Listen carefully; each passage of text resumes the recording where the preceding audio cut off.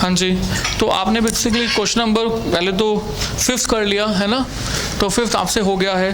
तो बच्चों इसके बाद आपको कुछ होमवर्क दे देते हैं, राइट। एक्चुअली जो नेक्स्ट टॉपिक है that is capital structure theories.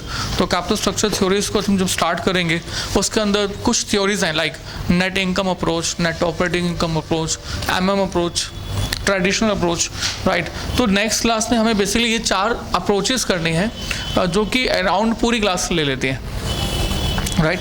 तो for today you have to start with the question number 1 and 1 से लेकर आप आगे तक करते जाना और कहाँ तक क्वेश्चन करना ट्राई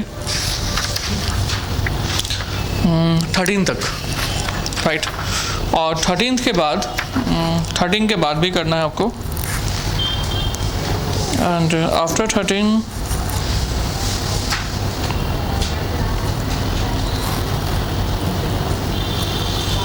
15th भी ट्राई करना, नहीं होगा तो then I will see.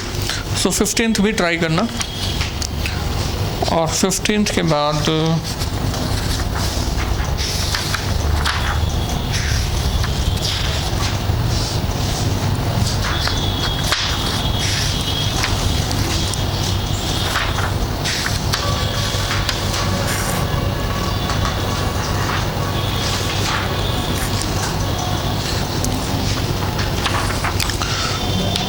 You can try 33, चलो बहुत, राइट।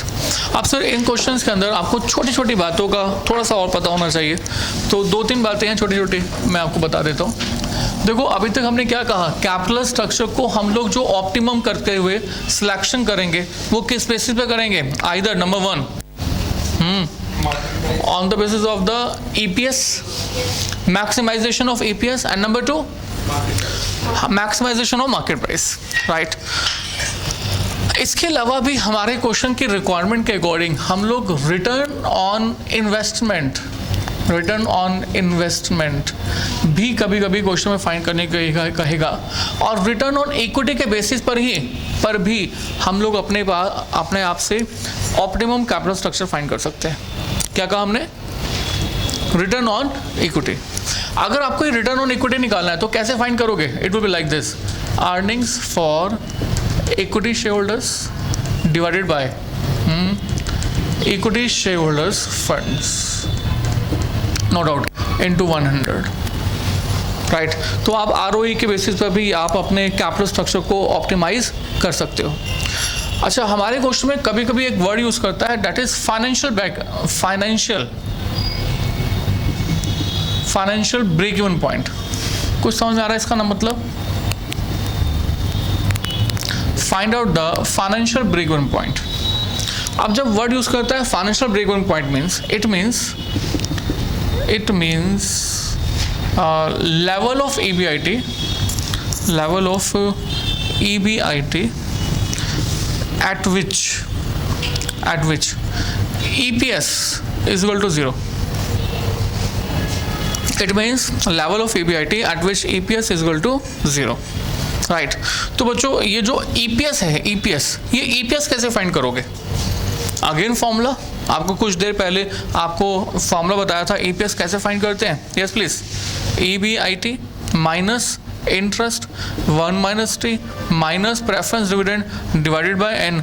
और अगर मैं इसको 0 कर दूं, आपको इंटरेस्ट बता दूं, टैक्स बता दूं, प्रेफरेंस डिविडेंड बता दूं, नंबर्स ऑफ शेयर्स बता दूं, तो can I find out the amount of EBIT? Yes, obviously. So we can find out the amount of EBIT for a given level of EPS, यानी कि 0। तो 0 के केस पे हम EBIT फाइंड कर सकते हैं, राइट। क्वेश्चन में कभी कभी ऐसा भी हो सकता है that find EBIT, right, for EPS of ₹2।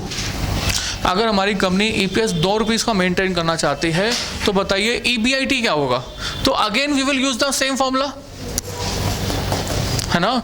तो बच्चों अब हम क्या कहेंगे फिर से, that EBIT minus interest into 1 - T minus preference dividend and whole divide by numbers of shares is equal to what, 2, and then we will find out the amount of EBIT.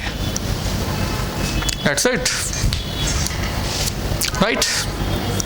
तो बच्चों प्लीज़ कॉपी कर लीजिए और आपको जो homework दिया है ये होमवर्क ट्राई कीजिए। डाउट्स आएगा नेक्स्ट क्लास में डिस्कस करेंगे एंड देन आगे भी कंटिन्यू करेंगे। Right, thank you very much. Okay.